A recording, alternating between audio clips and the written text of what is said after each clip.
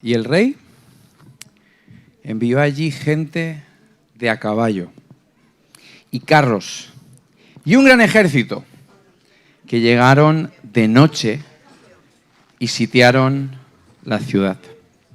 El criado que servía al hombre de Dios se levantó de mañana y salió. Y al ver que el ejército tenía sitiada la ciudad, con gente de a caballo y de a carros, dijo a Eliseo: ¡Ah, Señor mío! ¿Qué haremos? Pero sugieres que puedan estar abriendo las puertas. Y hemos estado orando acerca de algunas preguntas. ¿Te has encontrado en una lucha en la que no ves salida? ¿Te has encontrado solo o sola ante un gran problema? ¿Alguna vez sientes que la situación te está desbordando? Yo creo que puedes empatizar con ese siervo, ¿no?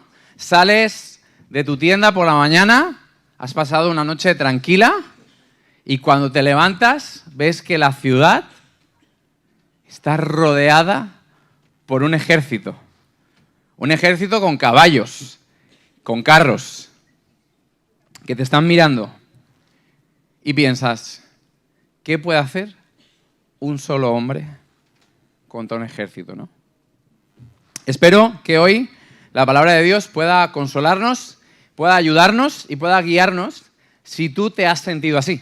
Ya sea que te sientes así ahora, de que la situación te desborda, de que estás en medio de una problemática o de una situación que estás desbordado o desbordada, o ya sea de que esta predicación tengas que guardarla porque en el futuro vas a necesitarla. Entonces yo voy a dejar esto aquí que pesa bastante porque vamos a estar hablando de batallas y batallas espirituales. Como veis, poco a poco nuestro museo de objetos está llegando a su fin, pero se va completando. Vamos a seguir con la historia de Eliseo y podéis abrir el libro, el segundo libro de Reyes, capítulo 6, donde vamos a poder desarrollar esta historia y vamos a dar un poco de contexto a este ejército y a este siervo que de momento se ve totalmente derrotado. Segundo libro de Reyes, capítulo 6, desde el versículo 8. ¿Vale? Nos vamos a ir un poquito más adelante. Me he adelantado a la historia para darle un punto dramático, pero vamos a ver qué podemos aprender de esta historia. Estaba, dice el versículo 8, el rey de Siria en guerra contra Israel. Y en consejo con sus siervos dijo: en tal y en tal lugar estará mi campamento.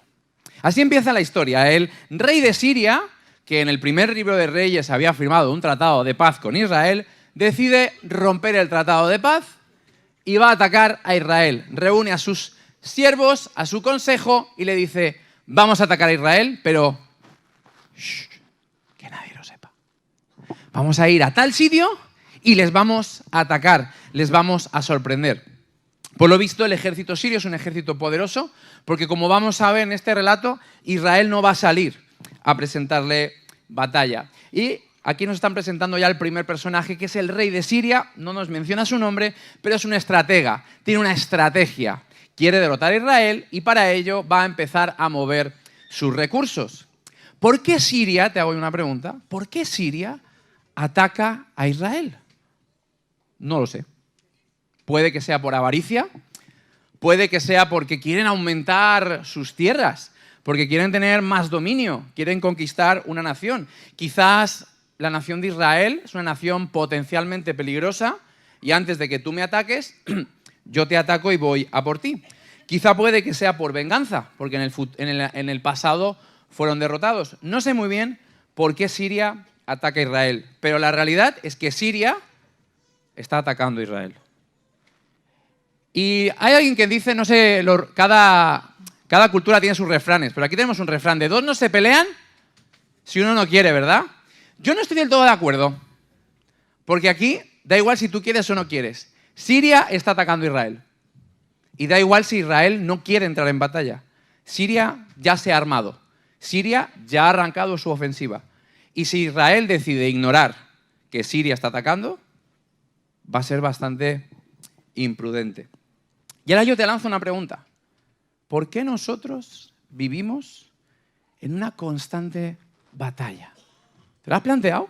¿Por qué constantemente estás superando batallas, que sales de una, pasa un tiempo y vuelves a estar en otra. ¿Por qué vivimos en constante batalla? Familia, porque hay una nación enemiga que quiere acabar con tu vida. Hace unos años, un amigo mío, un buen amigo mío, tuvo una experiencia sobrenatural con el Espíritu Santo. Una experiencia de estas que te deja ya sin dudas. Este amigo mío tenía ciertos reparos a creer en el Espíritu Santo. Tenía como una lucha, pero tuvo una experiencia y ya pues tuvo que rendirse, ¿no? Y le dije, oye, ¿cómo te sientes? ¿Cómo te sientes ahora? Y me dijo, mira, Josu, me siento con miedo. Yo, ¿pero cómo? Me dice, mira, yo es que mi problema no era con el Espíritu Santo. Mi problema era con el mundo espiritual. Porque si creo en el Espíritu Santo, tengo que creer que hay otros espíritus que no lo son. Y esa era mi verdadera lucha. No sé cuán creyente eres del mundo espiritual, si eres muy creyente o más reacio, pero me gustaría que las palabras de mi amigo te hicieran reflexionar acerca de que es un mundo real, que hay un mundo espiritual que está en contacto con el mundo natural, con el mundo que podemos tocar y ver, y que lo que pasa aquí influye allí y lo que pasa allí influye aquí. Y que la verdad es que, queramos o no queramos, estamos en medio de una batalla espiritual. En el momento en el que formas parte del pueblo de Dios, lo quieras o no lo quieras, estás en guerra con el ejército que podríamos llamar de las tinieblas. Aquí Siria nos hace recordar esta situación. Es que yo no le he hecho nada a nadie, me dirás tú. Es que yo no le he hecho nada a nadie. Es que no se trata de que le hayas hecho nada a nadie, se trata de tu identidad. En el momento en el que tú te reconoces como hijo de Dios, como pueblo de Dios, el ejército de las tinieblas te ha declarado la guerra. Y te pasa un poco lo mismo que a Israel.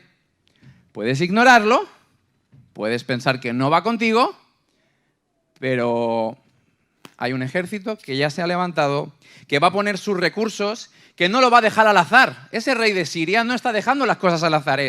Reúne su consejo, reúne a sus siervos y dice, vamos a atacar, vamos a desarrollar esta estrategia.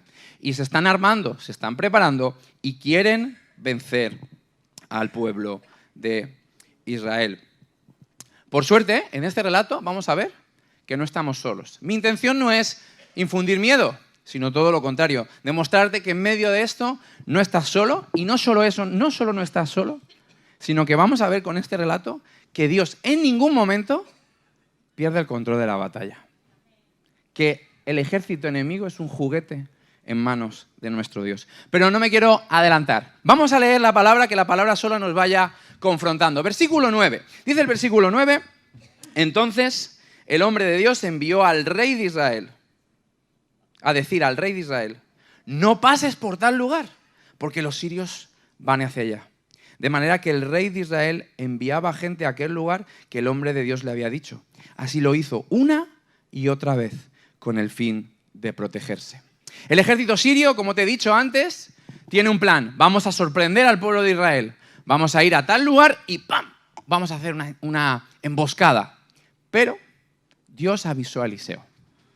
Aquí vamos a ver algo interesante. En otros relatos hemos visto, por ejemplo, Nelson nos habló del día de las zanjas. ¿Os acordáis de esta pala? El día que hablamos de las zanjas, nos dijo cómo el pueblo de Israel tuvo un problema y buscó a Eliseo. Eliseo, ¿qué tenemos que hacer? Pero en este momento es Dios el que toma la iniciativa. Dios habla con Eliseo y le dice, ves a hablar. O sea, todo esto lo podemos deducir. No lo dice literalmente, pero dice que el hombre de Dios fue directamente él a hablar con el rey de Israel y le dijo, cuidado, te van a tender una trampa. Y el rey escuchó la voz de Eliseo, obedeció, y así vemos que una y otra vez Israel fue esquivando los ataques del enemigo. Y aquí hay algo ya que podemos aprender, y es que Dios da visión al pueblo para adelantarse al plan del enemigo. Y este es un versículo, o este es un texto que a mí me confronta, en cierto sentido. No sé yo qué te hará sentir a ti, pero a mí me confronta, porque veo que nuestra misión como iglesia no es estar defendiéndonos, sino ir un paso por delante. Es ir un paso por delante. Aquí Israel no se está defendiendo, está yendo un paso por delante. Siria toma la iniciativa. Siria quiere atacar a Israel, pero Israel va a ir todo el rato, en esta batalla, va a ir un paso por delante. Y ese es nuestro lugar. Nuestro lugar no es estar en una cueva defendiéndonos, es ir un paso por delante. ¿Por qué Israel es capaz de ir un paso por delante? Yo he encontrado 3 razones. No significa ser las únicas, pero yo he encontrado 3. Una, porque Eliseo escucha la voz de Dios. Ese es un elemento clave, porque Eliseo escucha la voz de Dios. Dios está velando por su pueblo. Dios no ignora los planes del enemigo. El rey de Israel ignora lo que está pasando, pero Dios no. Dios no está sentado en su trono, impasible, mirando cómo nos van las cosas. No. Dios toma la iniciativa, Dios quiere compartir su visión con sus hijos, Dios quiere compartir sus planes con nosotros. ¿Y sabes qué? El Dios de la Biblia sigue siendo el mismo Dios hoy. Y quiere velar por tu vida, velar por tu pueblo, y quiere que podamos ir por delante.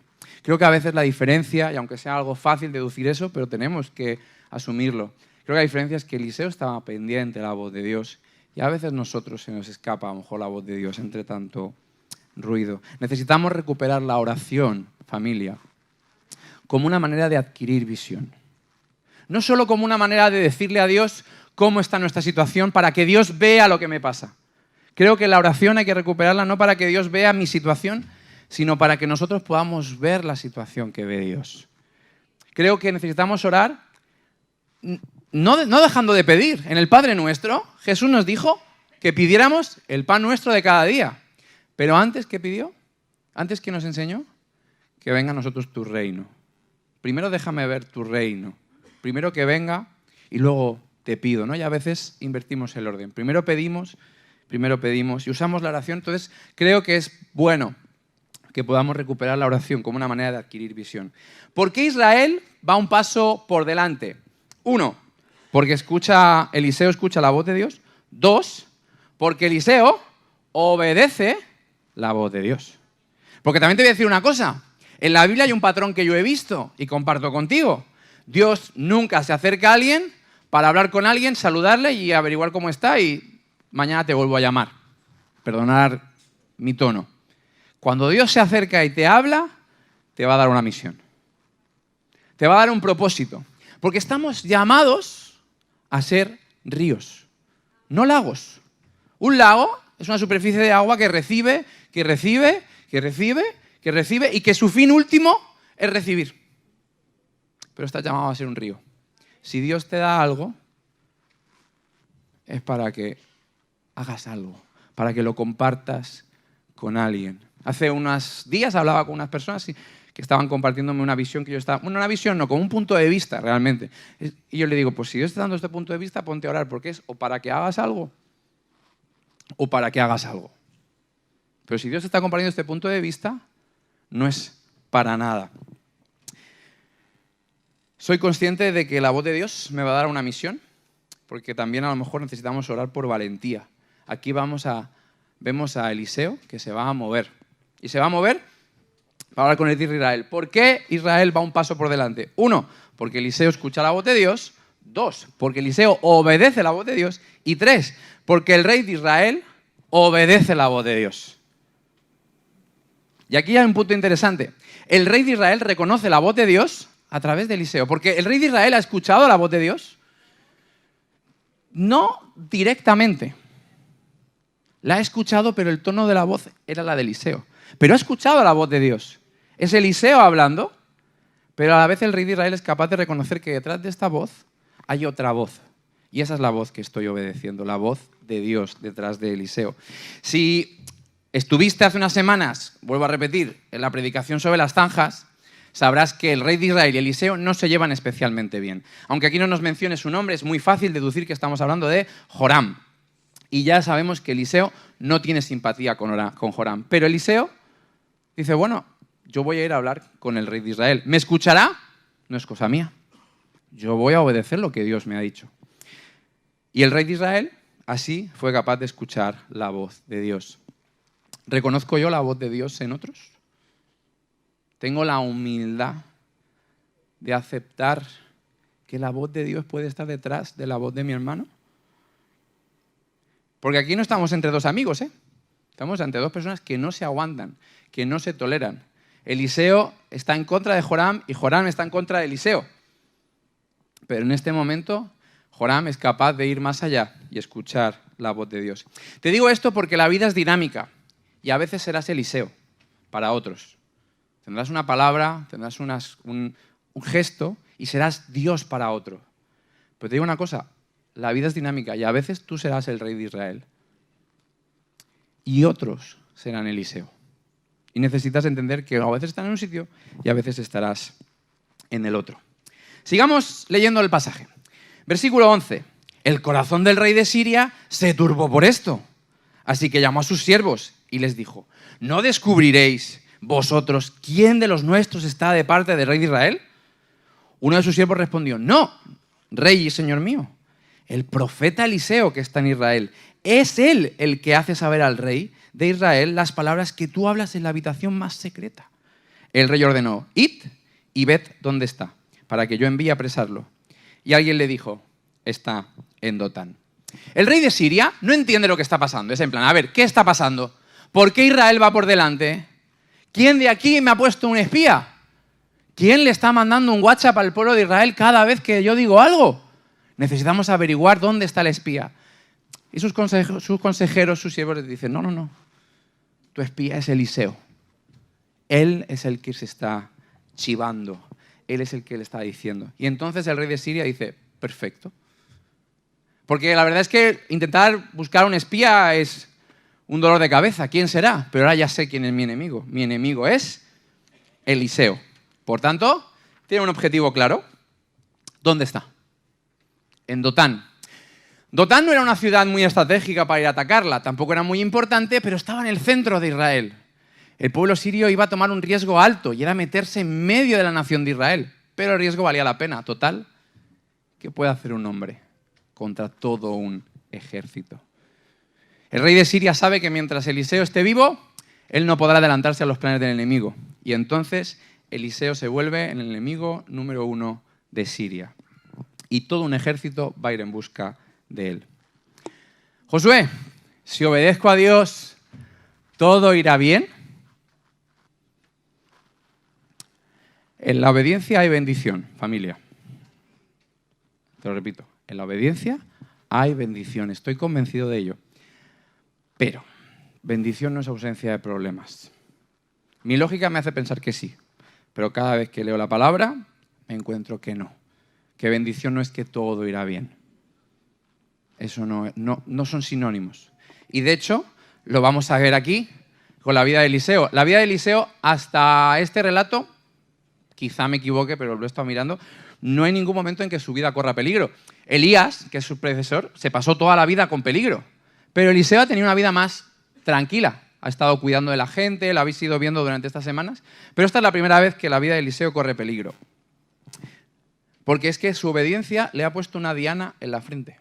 Su obediencia ha salvado al pueblo de Israel. Eso sí, ha salvado a todo el pueblo de Israel de caer en una emboscada, de morir en batalla.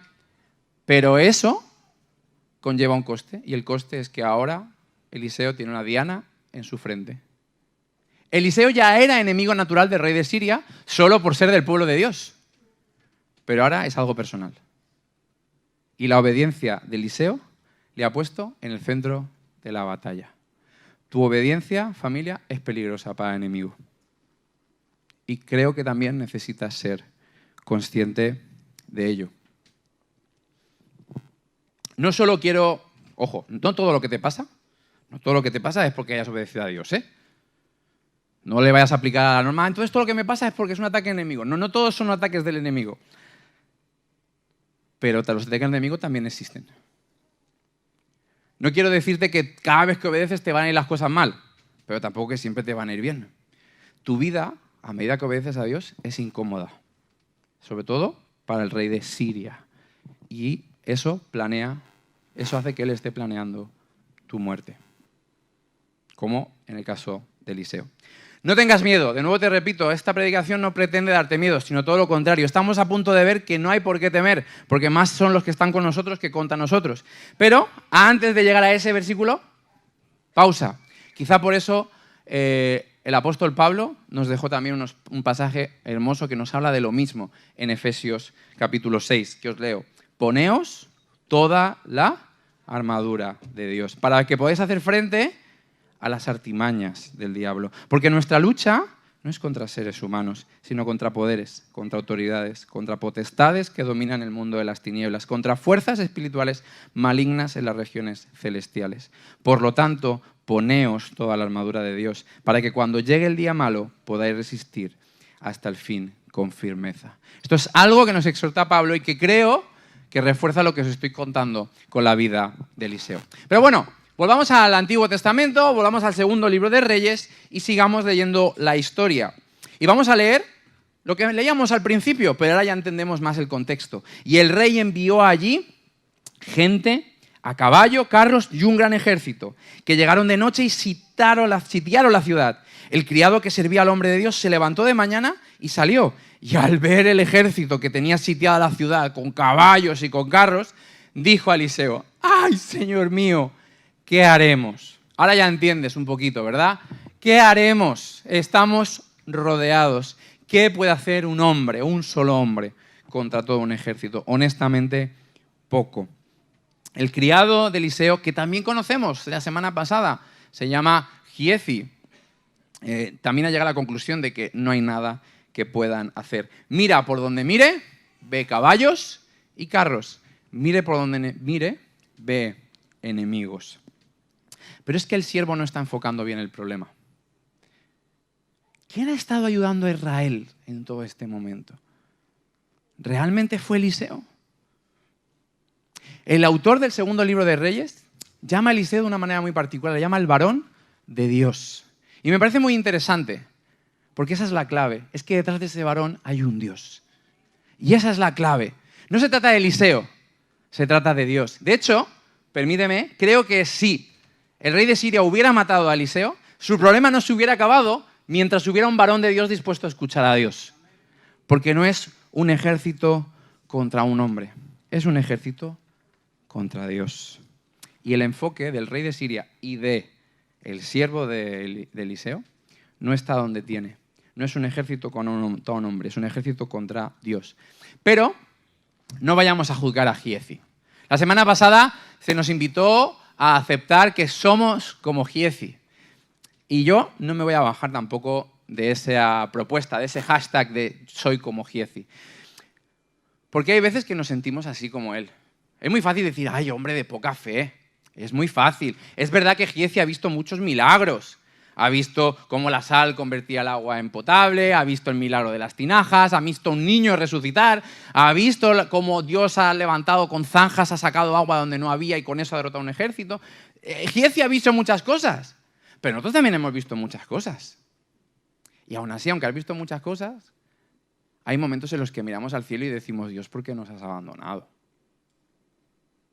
Hay veces que tenemos esa sensación. No juzguemos a Giezi. Pero tampoco nos juguemos a nosotros mismos. Demos espacio a la tristeza, demos espacio a sentirnos así. Yo no estoy censurando eso. De hecho, Giezi se va a acercar a Eliseo y Eliseo no va a censurar cómo se siente. Le va a ayudar, pero no le va a censurar. Giezi no está enfocando bien el problema. Ve que está rodeado, pero no está siendo capaz de ver a Dios en medio de este. Pero podemos aprender algo de Giezi. Giezi, en vez de huir de la ciudad, podría haberlo hecho. O Giezi podría haberse escondido al ver el ataque enemigo. Pero ¿qué hace Giezi? Va hacia su Señor. Señor, ¿qué haremos? Eliseo respondió, versículo 16. No tengas miedo, porque más son los que están con nosotros que los que están con ellos. Y oró Eliseo, te ruego, Señor, que abras los ojos para que vea. Y el Señor abrió los ojos del criado y éste vio que el monte estaba lleno de gente a caballo y carros de fuego alrededor de Eliseo. La ciudad está rodeada por un ejército, pero de repente Giezi abre los ojos, Dios abre los ojos y ve que la ciudad está rodeada por un ejército, pero ellos están rodeados por un ejército de fuego. Y eso probablemente trae consuelo. ¿Cómo podemos no desanimarnos cuando estamos rodeados? Creo que no hay una única respuesta a esta pregunta. Creo que no es en plan, bueno, pues haz esto. Pero este relato nos da algunas claves que en algún momento creo que pueden ayudarte. De nuevo, no estoy censurando la tristeza, pero te estoy intentando ayudar a gestionarla. Giezi nos enseña que en medio de una situación en la que has perdido la esperanza, puedes ir a otros en busca de visión. Giezi fue capaz de ver a Dios, pero fue gracias a Eliseo. Pero también fue gracias a que Giezi buscó a Eliseo. ¿Te ves rodeado por el enemigo? No eres capaz de ver a Dios en ningún lugar. Camina hacia la comunidad. Busca a alguien. Quizás te pueda ayudar. ¿Y de qué va a servir si estoy rodeado? Podría haber pensado Giezi. De algo sirvió. Eliseo oró por él y eso le ayudó a ver a Dios. De hecho, el rey de Israel oyó a Dios y Giezi fue capaz de ver a Dios. Y los dos fue gracias a que otra persona les ayudó a que eso fuera. Creo que en la comunidad podemos encontrar la voz de Dios y podemos encontrar la visión de Dios. Yo os animo a ello. ¿Por qué Eliseo no tuvo miedo? Es algo muy interesante. ¿Por qué Eliseo no tuvo miedo? Si este ejército, spoiler, no va a hacer nada. Te voy a decir una cosa, este ejército no va a hacer nada que quede registrado al menos. En el plano espiritual algo debieron hacer, pero no hicieron nada. No atacaron, no entraron en batalla. ¿Pero por qué no tuvieron miedo? Por solo la presencia del ejército hizo que Eliseo ya no tuviera miedo y probablemente también consoló el corazón de Giezi. Porque ¿sabes qué?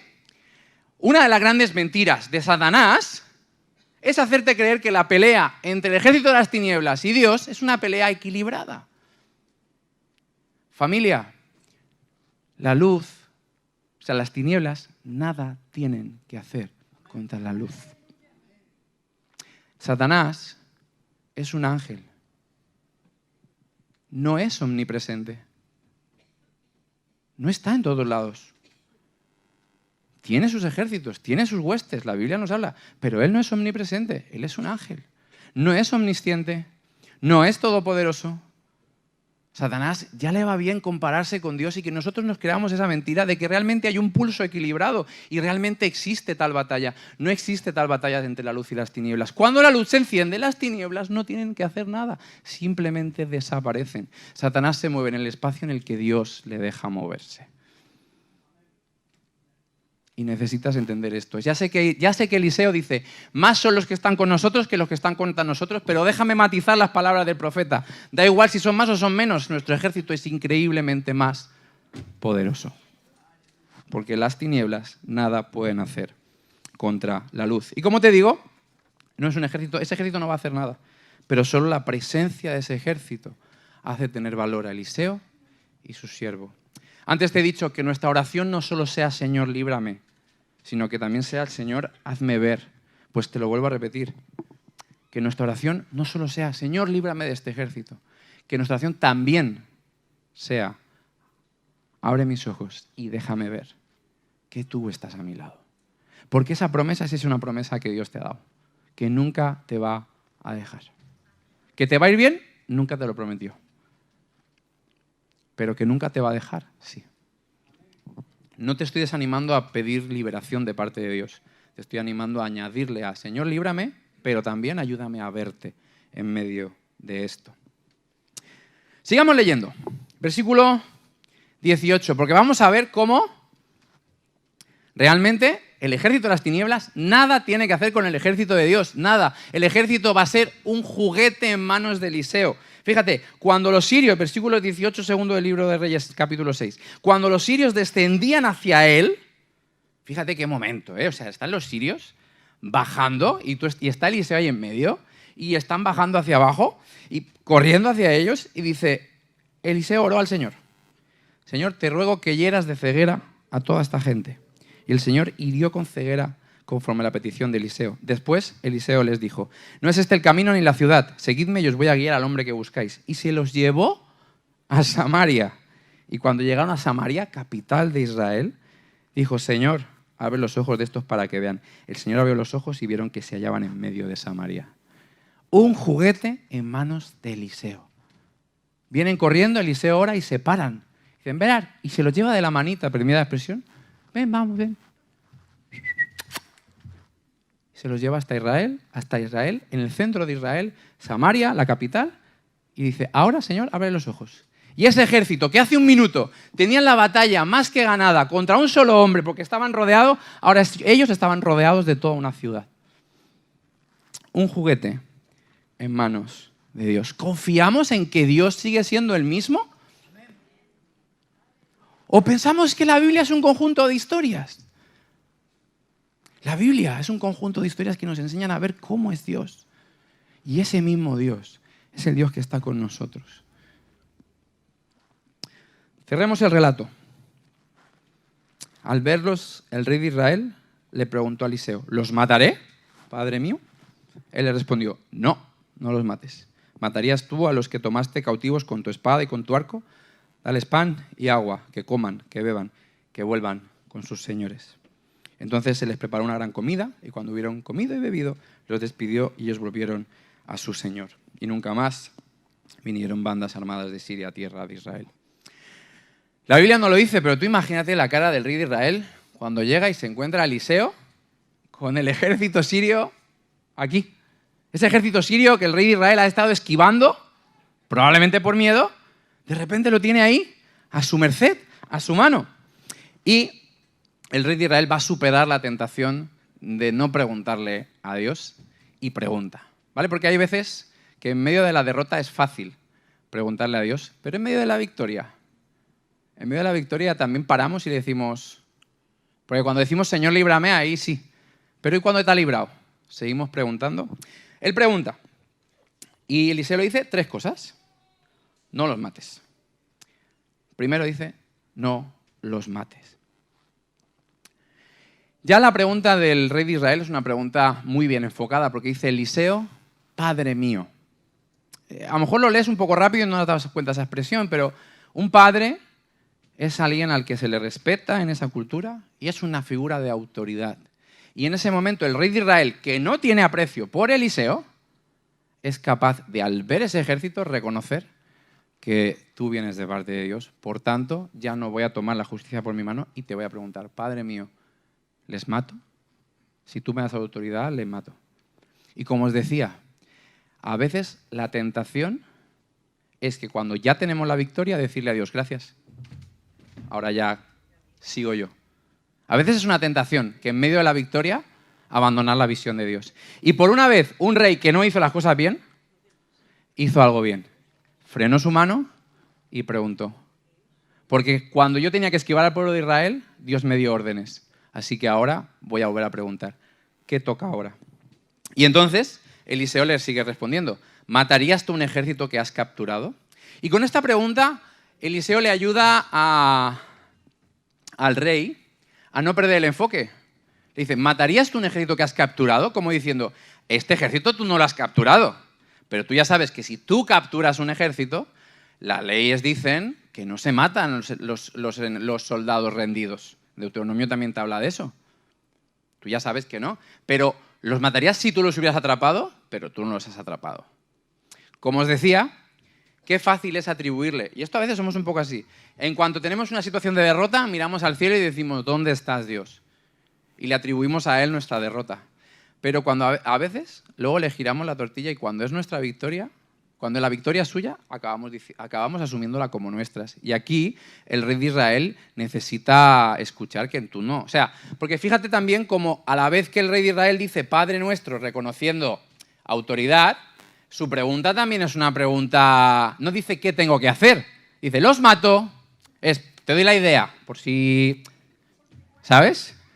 Por si cuela, los mato, ¿sabes? Ya me lo imagino con la espada ya en la mano, ¿no? Lo mato, ¿no? Y es en plan, no, si está a ti. O sea, si tú no has hecho nada, tú aquí ni... O sea, pues yo no necesito para que les mates, ¿sabes? Qué fácil nos colgamos a nosotros las medallas, que también son de parte de Dios. Pero qué fácil, nuestras derrotas, le decimos a Dios que dónde estabas tú en medio de esta situación, ¿verdad? Y aquí Eliseo está ayudando al rey de Israel a no perder el enfoque. Y lo último que dice ya es tremendo. Dales de comer, dales de beber y que se vuelvan a casa. Las dos primeras frases de Eliseo, mira, pues tienen sentido, ¿no? Tú no les has matado, no les puedes matar, esto no es cosa tuya, no es tu autoridad. Pero la tercera, lo único que tienes que hacer es darles de comer, darles de beber y que se vayan. ¿Por qué dejar huir a un ejército que hace unos versículos planeaban mi muerte? ¿Por qué? El mismo Dios que te libró de la batalla merece confianza para seguir obedeciéndole aunque no lo entiendas. Si fue una autoridad en medio de la batalla, que sea una autoridad en medio de la victoria. Confía en Él, aunque no tenga sentido. Si el mismo Dios y su visión te ayudó a huir, si el mismo Dios y su poder te ha traído el ejército hasta aquí, en la victoria no cometas el error de abandonar a ese Dios. Y así acaba este relato, este poderoso relato de la vida de Eliseo. Me gustaría pedir al grupo Alabanza que subiera aquí conmigo.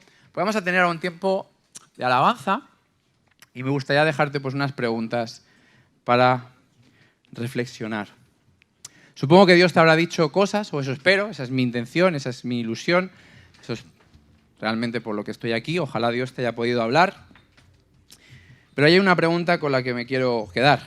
¿Por qué Dios lleva al ejército sirio hasta Samaria, rendido, si luego lo va a soltar? ¿Por qué? Creo que Dios está mostrando en este relato su carácter. Él está enseñando su misericordia. Le está enseñando al rey de Israel: yo soy un Dios poderoso, muy poderoso, porque yo solo he vencido a este ejército. Sin mí estaríais muertos todos. Pero no solo te he ayudado a esquivarlo, sino que los he hecho ciegos cuando me ha interesado y ahora los tienes aquí a tu merced. Yo soy el Dios todopoderoso, pero soy un Dios de misericordia. Y tengo misericordia incluso con tus enemigos. Dios es misericordioso porque no usa su autoridad para destruir a Siria. Y Dios es poderoso porque sin desvainar una espada ha derrotado a un ejército y ha desmontado todas las estrategias del enemigo. ¿Sabes? Creo, de nuevo es una opinión, pero creo que la Biblia la tenéis cada uno y podéis llegar a vuestras propias conclusiones, de que estas fueron lecciones para el rey de Israel. Realmente Dios quería trabajar, creo que quería trabajar con el corazón del rey de Israel. Y ¿sabes qué? Si sigues leyendo te darás cuenta que el rey de Israel no aprendió la lección. Porque un par de versículos más adelante los sirios volverán a la guerra y sitiarán esta vez Samaria. Y en medio de esa situación el rey de Israel querrá matar a Eliseo. Y va a desesperarse. Porque ¿dónde está Dios? Qué rápido se le olvidó al rey que Dios era el Dios todopoderoso y misericordioso. ¿Por qué Dios ha dejado este relato en la Biblia? Y te pido que puedas ponerte de pie para alabar, a no ser que te guste más alabar sentado, que también. Vamos a empezar ya. ¿Por qué Dios ha dejado este relato en la Biblia? No quiero hablar por ti. Creo que cada uno puede encontrar respuestas diferentes a esta pregunta. Quizás este relato en la Biblia ha sido puesto para ti hoy para demostrarte hasta dónde llega el poder de Dios. Quizás ha sido para ayudarte en un momento de desesperación, de ver que no estás solo, que a tu alrededor hay un ejército de fuego que rodea tu vida. Quizás necesitas acudir a otros hermanos, a la comunidad, para adquirir esa visión y por eso Dios te está dando este relato. O quizás porque Dios ya te ha dado visión y necesitas salir y compartirla con tus hermanos. No lo sé, pero ojalá tengas el valor de responder a lo que Dios te está diciendo.